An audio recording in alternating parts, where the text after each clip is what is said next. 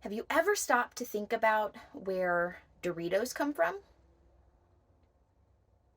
Or how about the coffee from your favorite local cafe? How's that made? Have you ever considered the environmental impact of the food and the beverages that you choose to consume? As a student of hospitality management with more than 16 years' experience working in food service, and as a person who finds health and a sense of accomplishment in growing and preserving some of my own foods, I know the importance of finding the answers to these questions. Climate change is more prevalent than ever before, with January of this year recorded as the sixth hottest January on record. And that's according to the National Centers for Environmental Information in February of 2022. This year is slated to be one of the top 10 hottest on record in history. Also in January of this year, the CDC cited that poor nutrition was the leading factor of chronic disease. 1 in 6 American adults have at least one chronic ailment. 1 in 6. Knowing how to grow and preserve foods is essential to personal health and global sustainability. I want to talk through the fact that more and more people are disconnected from their food sources and what this means for nutrition. I'd like to discuss the causes of the disconnect and some solutions that can reconnect people to their food and therefore improving their overall health, wellness, and environmental impacts. Many people have become so disconnected from their food.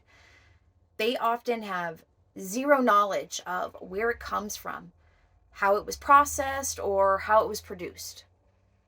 Not having an understanding of these processes that bring people their foods leaves them vulnerable to malnutrition, and it leaves the planet gasping for air.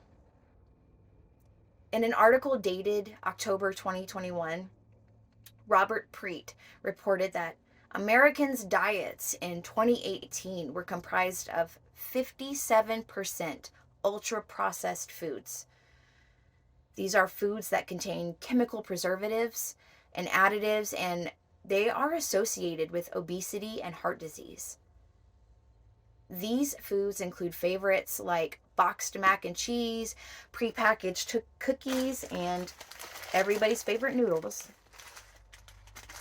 Consumption of whole foods, these are foods with little to no processing or preservatives.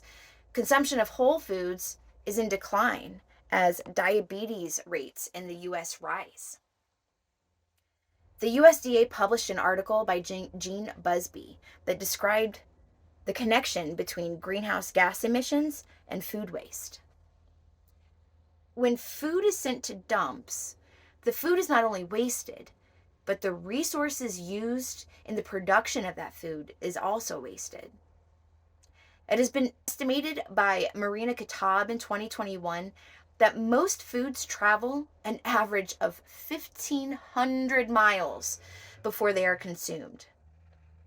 And most foods are transported using fossil fuels. Not only do the companies that process, manufacture, package, and transport food use the fossil fuels in each of those processes, but the foods that end up decomposing at a landfill emit their own noxious gases that further deteriorate the atmosphere. How did we become so disconnected from our foods? What is the push toward ultra processed when we know that these foods aren't good for our health or the environment? Eating at home is healthier. It is easier on the wallet, and it also helps combat climate change. Unfortunately, the demand for convenience and quick service seems to trump the need for health and sustainability. In 2021, the USDA pointed to time constraints from work, childcare, and commuting, as the biggest reasons why people turn to convenience foods. Lack of time or money are keeping people from being able to make these healthful decisions. Harrison Dunn in 2014 reported that negative environmental impacts of food productions are 3 times lower when meals are cooked at home. When the average worker is spending over half of their waking hours and a third of all hours in a day working, it can seem difficult to near impossible to afford the time to put towards planning, preparing, cooking, and preserving foods at home. So, how do we make health and sustainability convenient when it comes to our food? By making healthful and sustainable options more conveniently accessible, people will naturally become more connected to their food. Reconnection will come from education in nutrition and knowing what benefits come from which foods and knowing what combinations to eat for peak health. Reconnection will come from getting outside and getting your hands in the dirt and actively putting time and energy into the foods that are consumed. Reconnection will come from measurable results from sustainable efforts. When you grow food, you always have food. That's super convenient.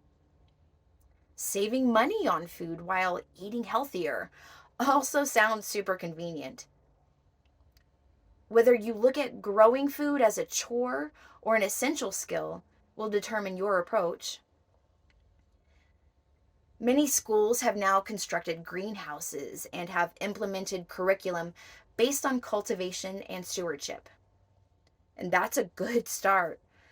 Consuming products that come from local sources and that are minimally processed are also ways that you can help reduce the impacts of food on the environment. Meal planning and prep techniques will make eating healthier more convenient. Because people have become so connected from their food, they have opted for convenient, less time consuming, and less healthful options. If we can make these choices more convenient and more common knowledge, people will naturally choose the more nutritious options. Knowing how to grow, preserve, and prepare food is absolutely essential in maintaining health and sustaining the planet.